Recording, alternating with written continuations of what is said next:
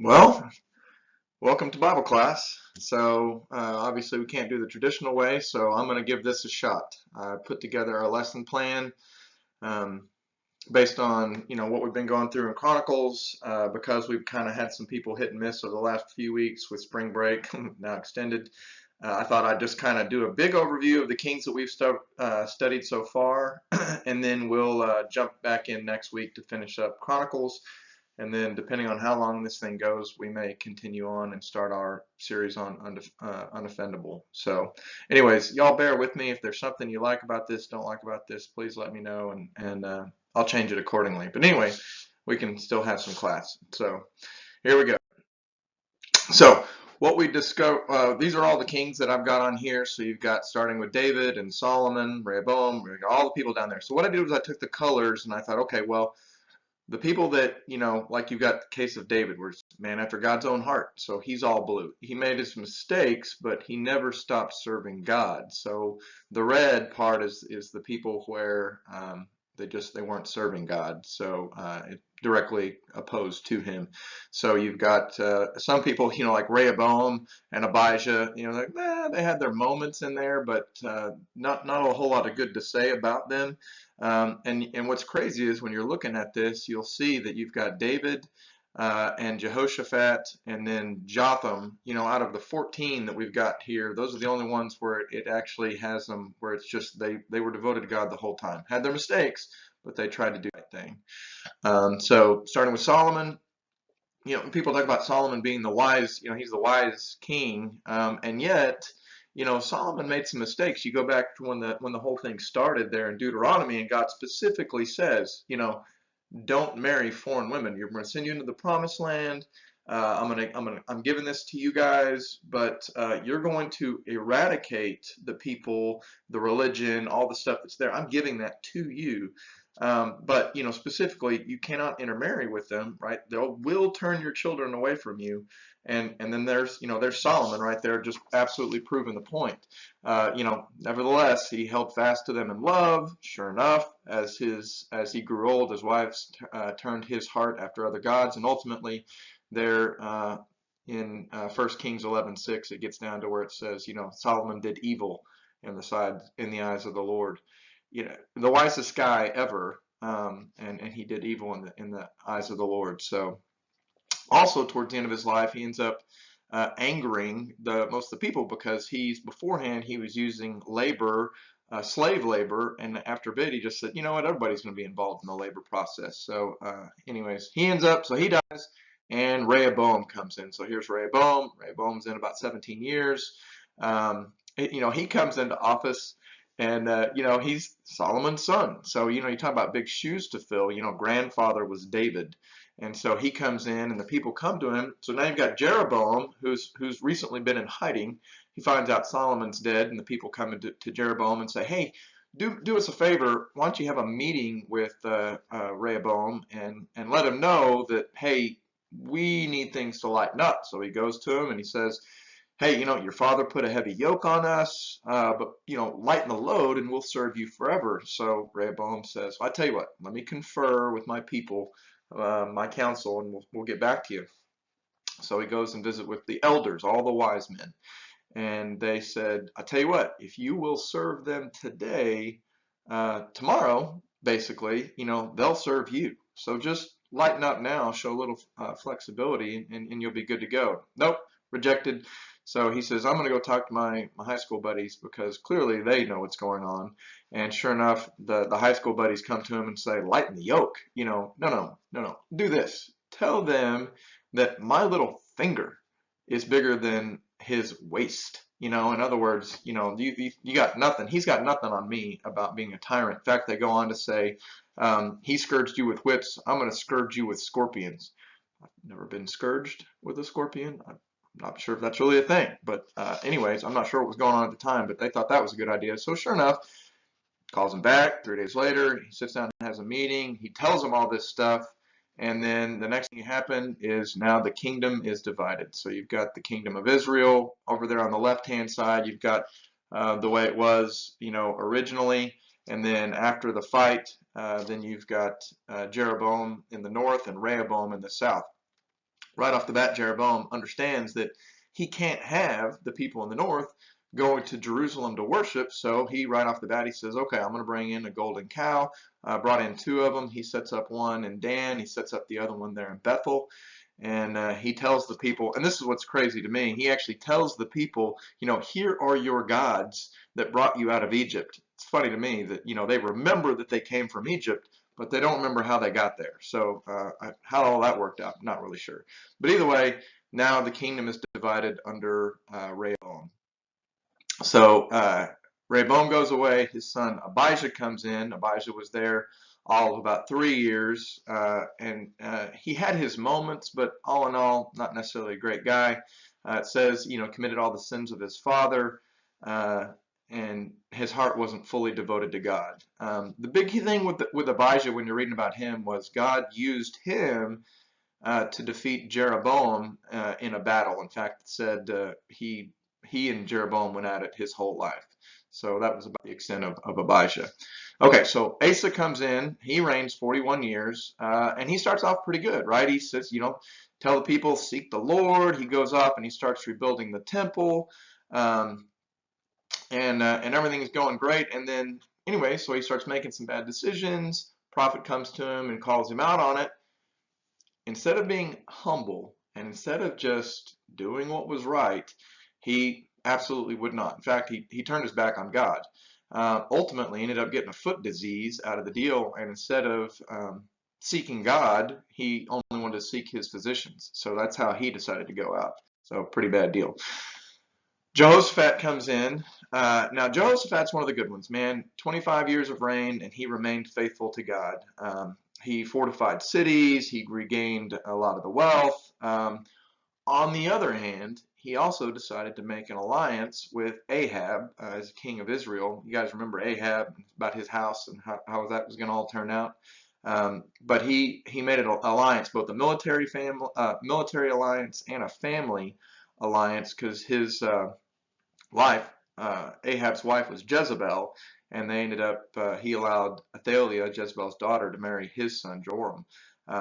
Again, he was a good guy. He did try to do the right thing, but he had some failures in there. So now what we're going to get into is this section here between, you've got Jehoshaphat's son, you've got Joram, Ahaziah, and Athaliah. So you've got this nice 16-year reign where it's all bad all the time, right? It's just nothing good's come out of all these people. So Joram comes in. He's there 8 years, marries Jezebel's daughter, Athaliah, and this guy went on in, man. He went in, he built up the high places, he worshiped there. He went, basically he promoted badness. And at one point, the prophet Elijah comes to him and tries to tell him, hey man, you're messing up. Don't do that. You got to stop. He says, nope, I'm not going to do it. He says, well, in that case, you're going to die of a horrible bowel disease. It's going to cause you to have a lot of gas, and then ultimately you're going to die with your intestines spill out. So he goes out, king fart. That's how he decided to make his mark on the world. So that was Jehoram. Not any better, his son Ahaziah comes in. This guy was at it for a solid 1 year only. Right off the bat, when he comes in, his uncle Joram out of Israel says, hey man, come to war with me there to Ramoth Gilead. We want to go ahead and we're going to fight Aram, and we're going to take this over. And he's like, sure, uncle, I'm all in. So they go and they fight the battle. And in the meantime, his uncle ends up getting hurt. And so his uncle's there recovering in Jezreel. So he says, okay, well, I'll go down there. I'm going to travel over to Jezreel, and I'll visit you and see how things going. What he doesn't know was about that same time, Jehu came in, and Jehu's been, he's on a mission from God to eliminate the house of Ahab. So about the time that Joram or Ahaziah gets there, Jehu shows up, ends up killing his uncle. He tries to flee. He ends up being mortally wounded in the battle, and that's how he goes out. In the meantime, now his mom, Athaliah, again Jezebel's daughter, she sees this opportunity as, okay, I can take the throne. Really, she's kind of between a rock and a hard place because, one, she's part of Ahab's house, so she knows she's going to be killed. Really, her only shot is to try to seize control of the kingdom. So that's what she does, and she goes all in on that. So she learns her son's dead. She immediately starts killing off the royal family and anybody loyal to them. And she's doing all this good, she thinks, but what she did do was she missed her grandson Joash. He ended up being saved by his aunt Jehosheba, and so who's the wife, I believe, of the high priest Jehoiada, who ends up helping him out. So she's in there reigning 6 years, and in the meantime, Joash is growing up in the temple, unaware by her, because she obviously never goes near the temple, so he's good to go. So now Joash, 7-year-old, he gets brought out of the temple. Jehoiada, the high priest, leads a big coup. He calls the people together and he says, all right, we're going to do this thing. And he sets up these rings of protection around Joash. And he's like, here's what's going to happen. It's going to be bad. This is risky. So we need to know that Joash is going to be protected. So what we're going to do is we're going to bring him out of the temple. We're going to crown him. Everybody's going to have a big celebration. But you need to understand, one thing that's going to happen is Athaliah, this is also going to be twofold. One, we're going to announce the king, and two, we're going to get rid of Athaliah. So sure enough, they bring him out, they put the crown on his head, the people start chanting, long live the king. Athaliah hears the noise, she comes running out. She sees what's taking place, sees the boy king there, and she's screaming treason, treason. And Jehoiada just says, kill her, but not here. We're not going to spill blood in the temple. So sure enough, she turns, takes off running, makes a beeline for the palace to try to save herself. That doesn't work out because they catch her, they kill her, and then it ends up talking about Athaliah, her reign comes to an end with saying the people all rejoice because she was dead. So, sorry, it's a tough deal. So now Joash is king, right? But really Jehoiada's in charge. So really we get to see two sides of Joash. I think we really see the one side, but you see while Jehoiada's in charge, the high priest, and he's making all the decisions, Jehoiada says right off the bat, I dedicate this boy and this kingdom to God, right? We are going to make sure that this happens. Get people to the point where they rush down and they destroy one of the temples. They kill the temple priest and of the Baal worshippers. And so he sets off on this great deal. So he comes in. Joash is part of this deal. They rebuild the temple. They found some even, weak spots in it, so they reinforce it. He ends up putting back the tools, replacing the gold that was in the treasury. All things good. Well, then Jehoiada dies, right? So now Jehoiada was 130 years old when he died. And sure enough, it doesn't take long at all before, right after that, oops, cooking things here fast. I'll get better at this. Right off the bat, his advisors or whatever come to him and say, hey, we need to lighten the load on this whole God worship thing. I think we need to get some other idols and stuff in there. He immediately caves. And so they start worshiping the Lord. At one point, he ends up giving away all the sacred items that were in the treasury to Hazael to avoid going to war. At one point, Jehoiada's son Zechariah comes to him and says, hey man, you're messing up. You got to fly right. And he ends up having him killed. He has him stoned to death in the courtyard. The only plus side for that is the fact that right there at the end, Jehoiada does get to get his last thing, and he says, may the Lord see this and call you to account. And sure enough, he does. So eventually, Joash ends with his officials conspiring to kill him, and that's how he goes out.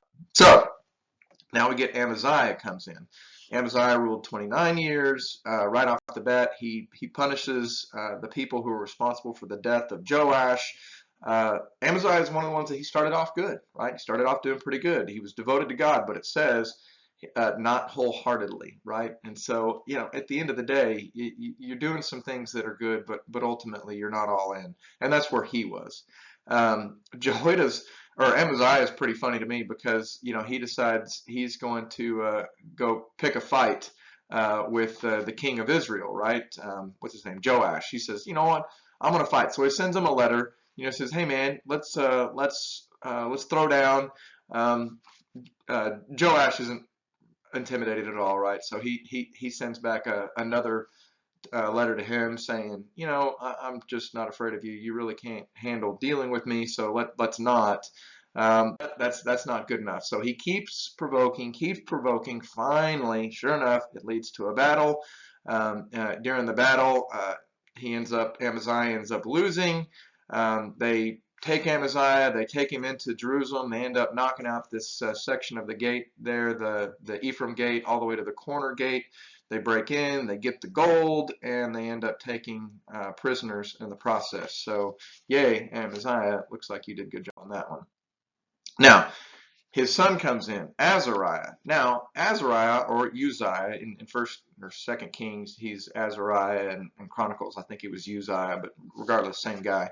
So he's in there for 52 years.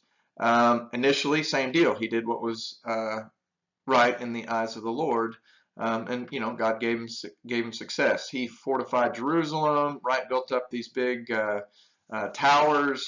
He ended up, he loved his livestock, had a lot of them, so he built cisterns all around for watering all the animals, amassed a huge army.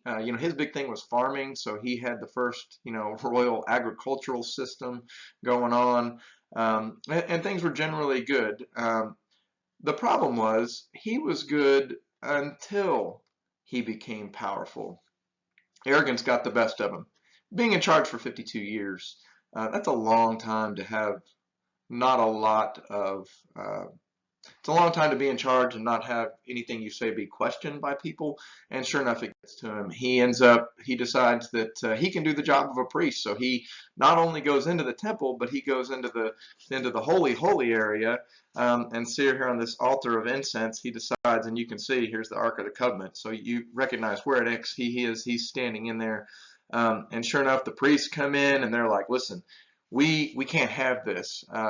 You can't do this. He ends up arguing with a bunch of them, and good on them for standing up to him. And he thinks he's right, so he's arguing right back with them. Anyway, in the middle of this conversation, all of a sudden, leprosy breaks out on his forehead. And you imagine this in the middle of this conversation that this argument they're having. All of a sudden, he realizes that everybody around him is not arguing anymore, but they're looking back at him like, hey, dude, you got something right here, not so much here. But here, recognizes he's got leprosy. At this point, he's more than happy to leave the temple. And, for a guy that started off so good and was a king for so long, I mean, the longest reigning king since David, or, David's 40, Solomon's 40, but the longest reign of all the kings, he ends up being banned from the temple because he's unclean. He ends up being kicked out of the palace. He has his own little house next to the palace that he ends up living in. And that's how he goes out. So there you go. So now his son Jotham comes in. Jotham is there 16 years. He was 20 when he became the king, or sorry, 25 when he became the king, and he did right the whole time. And it basically just says he grew powerful because he walked steadfastly before the Lord. And again, for the most part, he was good, but it also says that though he was personally good, he did not reform the kingdom and the people, and they continued their corrupt practices. So he was good, but he didn't make it his personal mission as a king to ensure that everybody around him, all the subjects, were doing right. So again, good guy, but he could have done better. But he did better than Ahaz. So Ahaz is horrible. This guy, he's a whole bag of chaos right from the get-go. Second Chronicles there. Unlike David, his father, he did not do what was right in the eyes of the Lord. Right off the bat, he made idols. He worshipped at the high places. This guy even sacrificed his own kids. I mean, he was a mess. He ends up, God has him punished by being delivered into the hands of his enemies. So sure enough, King of Aram comes in and beats him up. While this is all taking place, the king of Israel realizes he's vulnerable, so he comes in, and it says there in one day he killed 120,000 people, including one of Ahaz's sons, and took 200,000 of his wives, sons, and daughters as prisoners back to Samaria. Now, as they were marching back to Samaria, fortunately for them, there was a priest that was there, a prophet Oded, and he meets him and he goes, listen, I just need y'all to understand, God used you to make an example of Ahaz, but you're not to keep him. In fact, if you think about it, you're already in hot water as it is. You need to do this because you're hanging on by a thin thread. And they recognize that, and they said, you know what, you're right. There were 3 guys in particular that said, hey, we got to send them back. So all the captives, they end up cleaning them and feeding them and putting clothes and sandals on them. And all the ones that couldn't walk, they put them on donkeys and brought them back.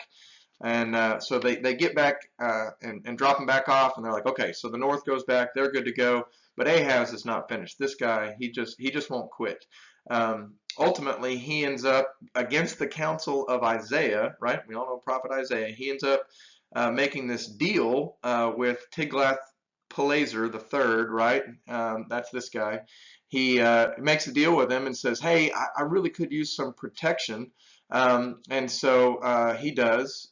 He gives him the protection. Ultimately, the Assyrians defeated Syria and Israel, right?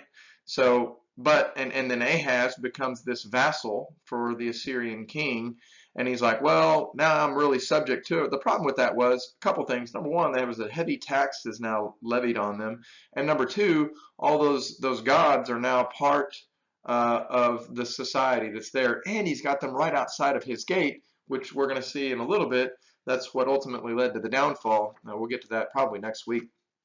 So he goes in, and you can see here he bars the doors on the temple.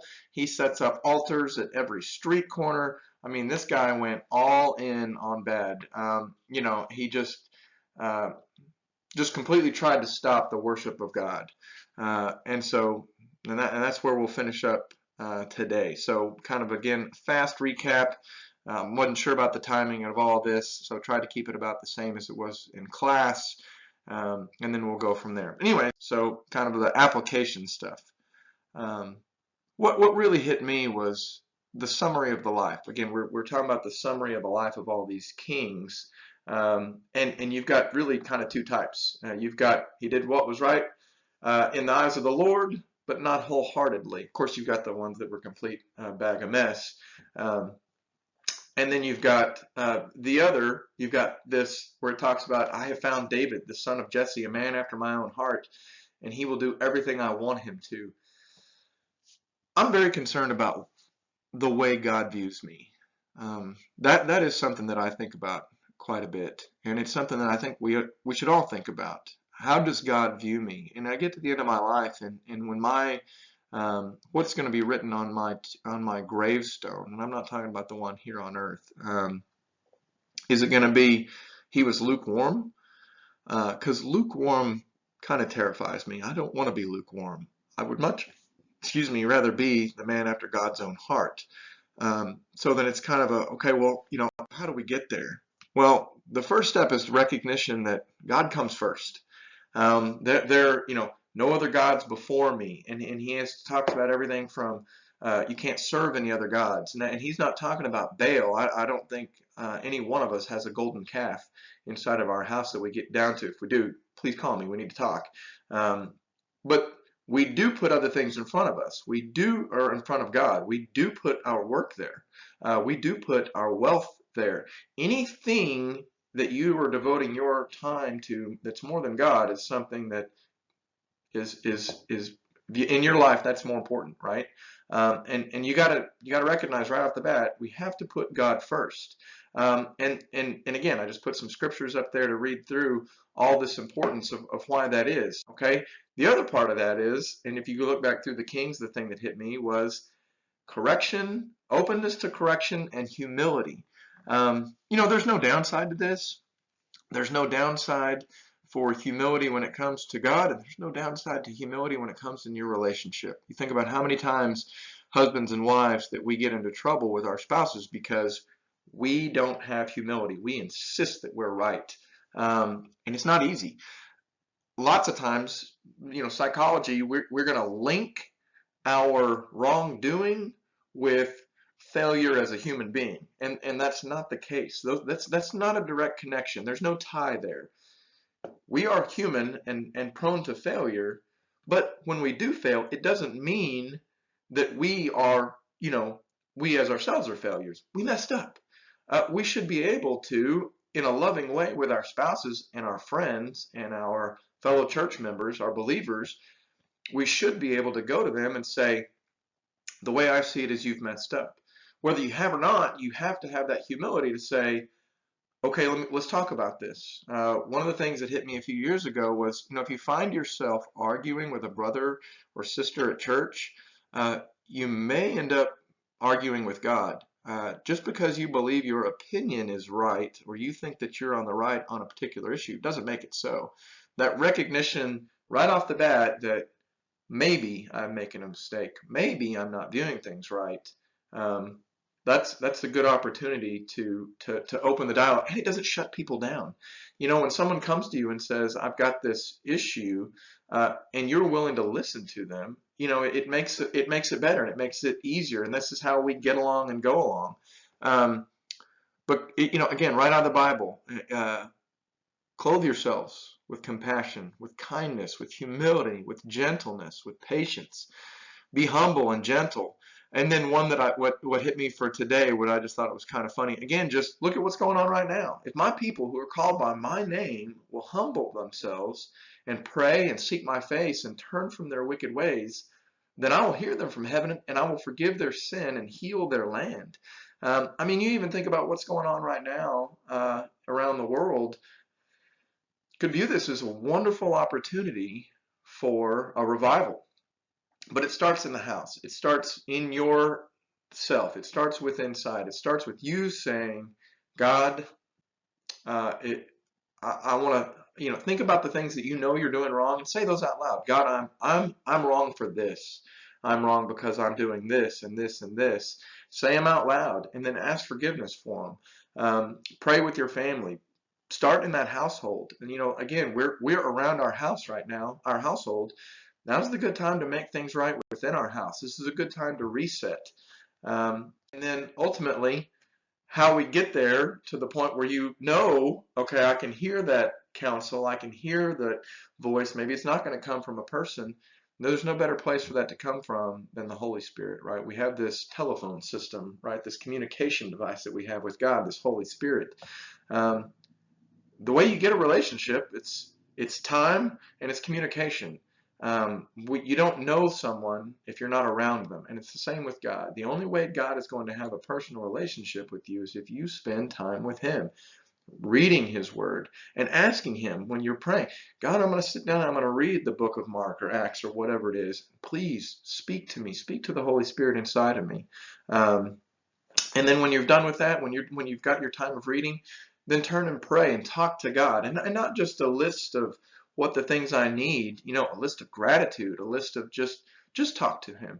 And this is how that relationship starts. And it's through that building of a relationship that you get that still small voice that gives you the opportunity to hear God talking to us and allows us to be weaned off that milk as Christians and stand on our own 2 feet. And again, that Holy Spirit's the thing that intercedes for us that makes that possible. The last point is, okay, for those that don't have that Holy Spirit or those who aren't sure. I love this verse. This is my favorite verse, Romans 10:9. If you declare with your mouth that Jesus is the Lord and you believe in your heart that God raised Him from the dead, you will be saved. It's with your heart you believe and are justified, and it's with your mouth that you profess your faith and are saved. And then in 13 it says, everyone who calls on the name of the Lord will be saved. There's no, I've done too much. There's no, yeah, but he doesn't know me. People don't go to the doctor when they're well. People go to God because we're sick. I'm a prime example. I'm a train wreck of a human being. I recognize that I need Jesus, and it's that just complete recognition that he lived on this earth, that he died for me. Go watch Passion of the Christ if you want to wonder what, even a shred of what it might have been like that Jesus went through on our behalves. Watch that. Again, it's just that recognition. And anyways, I hope this worked out well for you guys. I hope it was short, sweet, to the point. I'll pick back up next week. We'll finish up 2 Chronicles, and then we'll start off doing the book Unoffendable, which I'm pretty stoked about. So anyways, I love you guys. Like I said, we're a net. As one gets stretched, the rest of us stretch to meet the need. So if you need anything, we have the app. Reach out to us, whatever it is, and y'all have a good week.